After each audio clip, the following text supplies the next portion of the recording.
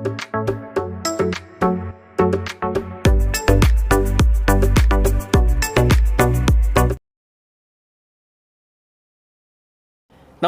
ഏവർക്കും study Nifty മലയാളത്തിന്റെ daily market ന്യൂസിലേക്ക് സ്വാഗതം. ഇന്ന് നവംബർ 24 ഞായറാഴ്ചയാണ്. എല്ലാവരും 2 ദിവസത്തെ അവധിക്ക് ശേഷം നാളെ മാർക്കറ്റിലേക്ക് തിരികെ വരാൻ ഒരുങ്ങിയിരിക്കുകയാണ്. വെള്ളിയാഴ്ചത്തെ നല്ലൊരു പുൾ ബാക്കിൽ നമ്മളെല്ലാവരും ഹാപ്പിയാണ്. എന്നാലും കുറച്ചു പേരൊക്കെ മെസ്സേജ് അയച്ചത് മാർക്കറ്റ് നല്ല രീതിയിൽ അപ്പിലേക്ക് പോയെങ്കിലും നമ്മുടെ സ്റ്റോക്കുകൾ പലതും ഇപ്പോഴും റെഡിൽ തന്നെയാണെന്നാണ്. മാർക്കറ്റ് പോസിറ്റീവ് ആയാൽ തന്നെ നിരവധി സ്റ്റോക്കുകൾ നമ്മുടെ കയ്യിലുള്ള പോർട്ട്ഫോളിയോയിലുള്ള സ്റ്റോക്കുകളെല്ലാം കയറി തുടങ്ങും. ഇനി നിഫ്റ്റിയെ സംബന്ധിച്ച് ഈ ആഴ്ച നിഫ്റ്റിയുടെ ഒരു പെർഫോമൻസ് എത്തരത്തിലായിരിക്കും എന്നാണ് ആദ്യം നമ്മളിവിടെ സംസാരിക്കുന്നത്. കഴിഞ്ഞ വെള്ളിയാഴ്ച നിഫ്റ്റിയിലും ബാങ്ക് നിഫ്റ്റിയിലും നമുക്ക് ലഭിച്ച ആ ഒരു പുൾ ബാക്ക് വരുന്ന ആഴ്ചയിലും നിലനിർത്താൻ സാധിക്കുമോ എന്നും അപ്സൈഡിലും ഡൗൺ സൈഡിലും വരുന്ന പ്രധാനപ്പെട്ട ലെവലുകൾ കൂടിയാണ് നമ്മൾ ഇന്ന് ഈ വീഡിയോയിൽ സംസാരിക്കുന്നത്. കൂടാതെ പ്രധാനപ്പെട്ട ഇവന്റ്സുകളും നമ്മൾ ഇന്ന് ഈ വീഡിയോയിൽ പറയുന്നുണ്ട്. ഇനി മറ്റൊരു കാര്യം പറയാനുള്ളത്, നമ്മുടെ സ്റ്റുഡൻസിനൊക്കെ ഇനി നല്ലൊരു അവസരമാണ് വരാൻ പോകുന്നത്. പ്രത്യേകിച്ച് നല്ല സ്റ്റോക്കുകൾ, ഇനി ഒരു റിവേഴ്സൽ തരാൻ സാധ്യതയുള്ള നല്ല നല്ല സ്റ്റോക്കുകൾ പിക്ക് ചെയ്ത് നിങ്ങളുടെ പോർട്ട്ഫോളിയോ എപ്പോഴും ഗ്രീനിലാക്കാൻ ശ്രമിക്കുക. ഇനി അത്തരത്തിൽ നമ്മുടെ സ്റ്റുഡൻസിന് ആർക്കെങ്കിലും ഞങ്ങളുടെ സഹായം ആവശ്യമുണ്ടെങ്കിൽ നിങ്ങൾക്ക് ഞങ്ങളുടെ എഡ്യൂക്കേഷൻ വ്യൂസ് എല്ലാ ദിവസവും മാർക്കറ്റിലെ ദിവസങ്ങളിൽ രാവിലെ 9 മണി മുതൽ 3:30 വരെ ലഭിക്കണമെന്നുണ്ടെങ്കിൽ തൊട്ടു മുകളിൽ ഇവിടെ കൊടുത്ത വാട്സപ്പ് നമ്പറിൽ ഞങ്ങൾക്ക് മെസ്സേജ് അയച്ച് ഞങ്ങളുടെ എഡ്യൂക്കേഷൻ ടെലഗ്രാം ചാനലിൽ ജോയിൻ ചെയ്യാവുന്നതാണ്.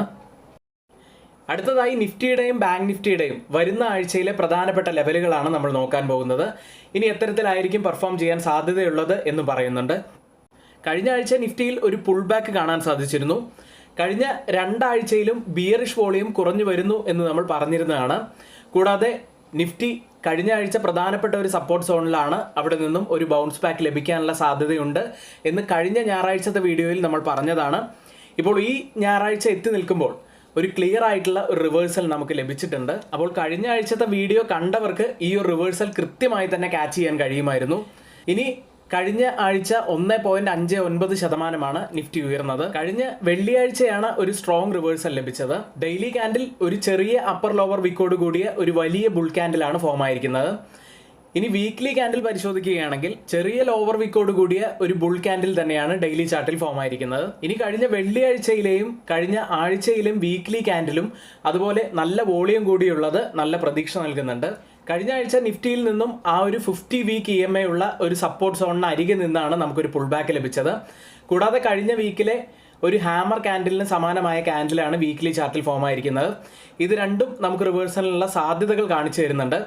പക്ഷേ അപ്സൈഡിൽ ഇപ്പോൾ നിങ്ങൾ കാണുന്ന പോലെ ആ ഒരു ട്രെൻഡ് ലൈൻ ഉള്ളതുകൊണ്ട് ഈ ഒരു ട്രെൻഡ് ലൈനിന് മുകളിലായി ക്രോസ് ചെയ്ത് ക്ലോസ് ചെയ്യാൻ ഡെയിലിയിൽ സാധിച്ചു കഴിഞ്ഞാൽ 24,500 നിഫ്റ്റി പോകാനുള്ള സാധ്യതകൾ കൂടുതലാണ്. ഇനി ഡൗൺ സൈഡിൽ പ്രധാനപ്പെട്ട ഒരു സപ്പോർട്ട് ആവാൻ സാധ്യതയുള്ളത് 23,500 അതുകൂടാതെ 50 വീക്ക് EMA ഉള്ള ലെവലുമാണ്. ഇനി നിഫ്റ്റി നമുക്ക് മന്ത്ലി ചാർട്ടിൽ പരിശോധിച്ചു കഴിഞ്ഞാൽ ബിയറിഷ് വോളിയം ഇപ്പോൾ കുറഞ്ഞു വരുന്നതായിട്ട് കാണാം. അടുത്തതായി ബാങ്ക് നിഫ്റ്റിയിലേക്കാണ്. കഴിഞ്ഞ ആദ്യത്തെ ആഴ്ചയും രണ്ടാമത്തെ ആഴ്ചയും നെഗറ്റീവായിരുന്ന ബാങ്ക് നിഫ്റ്റി കഴിഞ്ഞ ആഴ്ചയിൽ ഒരു തിരിച്ചുവരവ് നടത്തി. ഏകദേശം 2% ബാങ്ക് നിഫ്റ്റി കഴിഞ്ഞ ആഴ്ച ഉയർന്നത്. ഇനി ബാങ്ക് നിഫ്റ്റിയെ കുറിച്ച് പറയാനുള്ളത്, ഈ ഒരു ചാനൽ പാറ്റേണിന്റെ ഉള്ളിലാണ് മാസങ്ങളായിട്ട് ബാങ്ക് നിഫ്റ്റി ട്രേഡ് ചെയ്യുന്നത്. കൂടാതെ കഴിഞ്ഞ ആഴ്ച ഈ ചാനൽ പാറ്റേണിന്റെ ലോവർ എൻഡിൽ ടച്ച് ചെയ്തിരുന്ന ബാങ്ക് നിഫ്റ്റിക്ക് ഒരു റിവേഴ്സൽ ലഭിച്ചിട്ടുണ്ട്. ഇപ്പോഴത്തെ ക്യാൻഡിൽ എന്ന് പറയുന്നത് ചെറിയ ലോവർ വിക്കോട് കൂടിയ ഒരു ബുൾ ക്യാൻഡിൽ തന്നെയാണ് ഫോം ആയിരിക്കുന്നത്. ഒരു ഹാമർ ക്യാൻഡിലിന് സമാനമായ ക്യാൻഡിൽ ആയതുകൊണ്ട് തന്നെ ഒരു റിവേഴ്സലിന്റെ സൂചനകളൊക്കെ ഈ ക്യാൻഡിലും തരുന്നുണ്ട്. ഇനി ഇപ്പോഴത്തെ ഈ ഒരു ഹൈ ബ്രേക്ക് ചെയ്യുകയാണെങ്കിൽ, അതായത് ആ ഒരു ലെവൽ കൃത്യമായിട്ട് പറയുകയാണെങ്കിൽ 51,270 അത് ക്രോസ് ചെയ്ത് സസ്റ്റെയിൻ ചെയ്യാൻ സാധിക്കുകയാണെങ്കിൽ ഒരു പക്ഷേ ഈ ഒരു ചാനൽ എൻഡിന്റെ മിഡിൽ ലെവൽ, അതായത് 52,850 ഏകദേശമുള്ള ഒരു ലെവലാണ്. ഈ ഒരു ലെവലൊക്കെ ടച്ച് ചെയ്യാനുള്ള സാധ്യതകൾ കൂടുതലാണ്. EMAകളും റിവേഴ്സലിന്റെ സൂചനകൾ തന്നെയാണ് തരുന്നത്. വീക്ക്ലിയിൽ ആവറേജ് വോളിയത്തേക്കാൾ കുറച്ച് കുറവുള്ള ഒരു ബുള്ളിഷ് വോളിയമാണ് വീക്ക്ലിയിൽ കാണുന്നത്. ഏതായാലും വരുന്ന ആഴ്ചയിൽ നമുക്ക് ബാങ്ക് നിഫ്റ്റിയുടെയും പെർഫോമൻസ് നമുക്ക് കാത്തിരുന്ന് തന്നെ കാണാം. ഏതായാലും ഒരു ബുള്ളിഷ് ട്രെൻഡിലേക്കാണ് ഇപ്പോൾ വന്നുകൊണ്ടിരിക്കുന്നത്. അതിന്റെ കൂടുതൽ കൺഫർമേഷനുകൾ നമുക്ക് വരുന്ന ആഴ്ചയിൽ കാണാൻ കഴിയും. അടുത്തതായി ഈ ആഴ്ച ഇന്ത്യൻ വിപണിയെ സ്വാധീനിക്കാൻ സാധ്യതയുള്ള പ്രധാനപ്പെട്ട കുറച്ച് ഇവന്റ്സിലേക്കാണ്. ആദ്യം തിങ്കളാഴ്ച November 25 Japan leading economic index final SEP data പുറത്തു വരുന്നുണ്ട്. ചൊവ്വാഴ്ച നവംബർ 26 US നിന്നും മറ്റൊരു പ്രധാനപ്പെട്ട ഡാറ്റ വരുന്നത്. US ന്യൂ ഹോം സെയിൽസ് ഡാറ്റയാണ് വരുന്നത്. കഴിഞ്ഞ മാസം US ന്യൂ ഹോം സെയിൽസ് ഡാറ്റയിൽ ഒരു വർധനവാണ് കാണാൻ കഴിഞ്ഞത്. ഇനി നവംബർ 27 ബുധനാഴ്ച US FOMC മിനിറ്റ്സ് പുറത്തു വരുന്നുണ്ട്. കഴിഞ്ഞ മാസം US ഇൻഫ്ലേഷൻ ഡാറ്റയിൽ ഒരു ചെറിയ ഒരു വർധനവൊക്കെ നമ്മൾ കണ്ടിരുന്നു, കൺസ്യൂമർ അതുപോലെ PPI ഇൻഫ്ലേഷൻ ഡാറ്റയിലൊക്കെ. ഇനി FOMC മിനിറ്റ്സിൽ ഇത്തരത്തിലുള്ള ഇൻഫ്ലേഷനെ കുറിച്ചുള്ള കാര്യങ്ങളോ മറ്റ് എന്തെങ്കിലും നെഗറ്റീവായിട്ടുള്ള ഫാക്ടേഴ്സ് വരികയാണെങ്കിൽ അത് മാർക്കറ്റിനെ ഒന്ന് താഴേക്ക് കൊണ്ടുപോകാനുള്ള സാധ്യതകളുണ്ട്.